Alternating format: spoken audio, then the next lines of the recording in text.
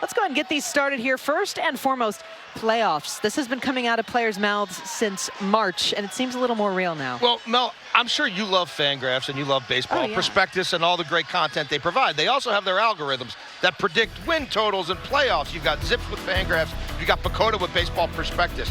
They were tough on the Orioles when they were going to the playoffs under the Dan Duquette era. They didn't like them coming into the season. They love them now, Mel. You can see the stats.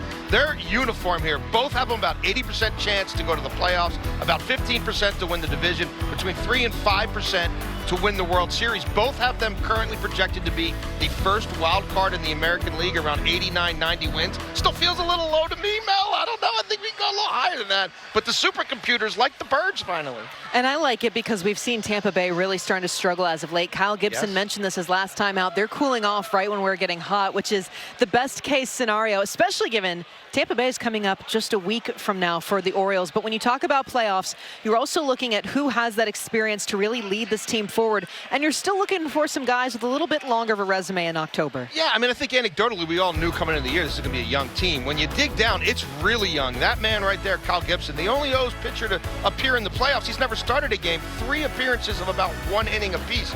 Aaron Hicks is really the only guy with any playoff resume. He's appeared in 30 games.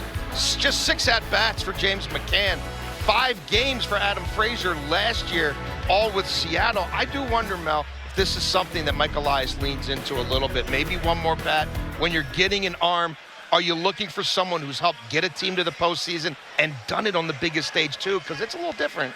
And I think to your point there, that's where it makes sense. You hear the names like Eduardo Rodriguez pop up because not only you're getting a 2-for-1, a starting pitcher who brings in that strong resume, but also knows what it's like to be under those postseason lights very well. Maybe Stroman looked pretty good today again for the Cubs. I want them all, Mel. Him out of Chicago right now, but we're going to see how many we can fill on Jason's list here. Now, your list also for that infield has gotten pretty long. This has been a delight for Birdland this year to watch because it just seems you can put them under any cup you want, shuffle them up, and you're doing just as well. I do think right now, though, the O's are telling us something by their lineups on a daily basis. Jorge Mateo's in there today against the lefty to be expected. But if you go back to the last 13 games, including this game about to be played since Jordan Westburg got on the scene, this will just be Mateo's 4th start. In the meantime, Adam Frazier, he started 9 of those games. We think we'll see him in the lineup tomorrow against the righty with all the pop he's provided. Mateo's been the odd man out. He's only started back-to-back games at shortstop once in the last 13 games. And remember, they're carrying 14 bats right now and just 12 arms. That's going to change at some point in time.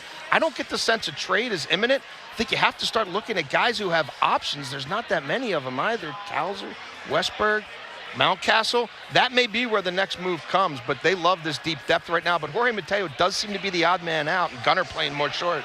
Oh, and you look at it, too, the shortstop list is long that's coming up behind them as well. Guys like Jackson Holliday that have just put everybody on notice right now. You mentioned it, by the way, for fans who have not had to hear this in a while, Mountcastle does have 2 options still remaining. That is something that has not had to be discussed in quite some time. And, of course, it is now because you're just playing, you know, who's going to fit in where at this point. Exactly. I love, personally, seeing Gunnar out there at shortstop. You get Jordan Westburg in as well. Urias can kind of go wherever you put him. And we all know what Adam Frazier has been able to deliver here as of late. Now, when we talk about guys, though, who can play on the backup side of things, none of these guys are slouches, and that's especially behind the backstop. Yeah, this was a huge week for Adley Rutschman. We're all going to celebrate everything he did in Seattle for a long, long time. But let's not forget about McCann, who we'll see behind the dish tomorrow.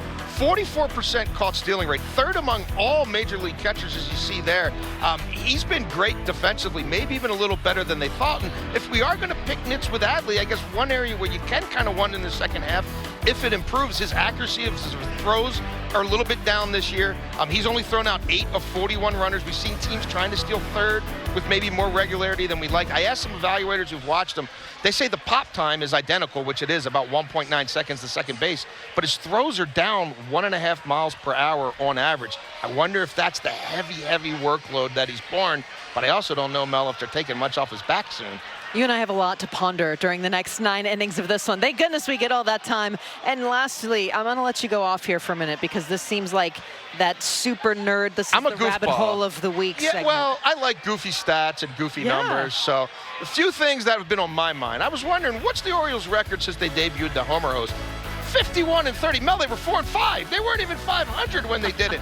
The Bird Bath, 31 and 22, I can live with that. Hopefully that gets up to 32 and 22 tonight. And I'm going to keep tracking this one all year. Since Gunnar Henderson went from the Motley Crue and the Hard Rock to Gwen Stefani, the numbers speak for themselves. 870 on-base percentage. He's on pace for a 30 home run, 100 RBI season based on what he's done since May 10 to present, changing his walk-up music. Do you like the woo, woo, right? I think he's giving the Orioles a sweet escape is what I think. Every time he steps up, how does this not just set the perfect tone for these young Orioles?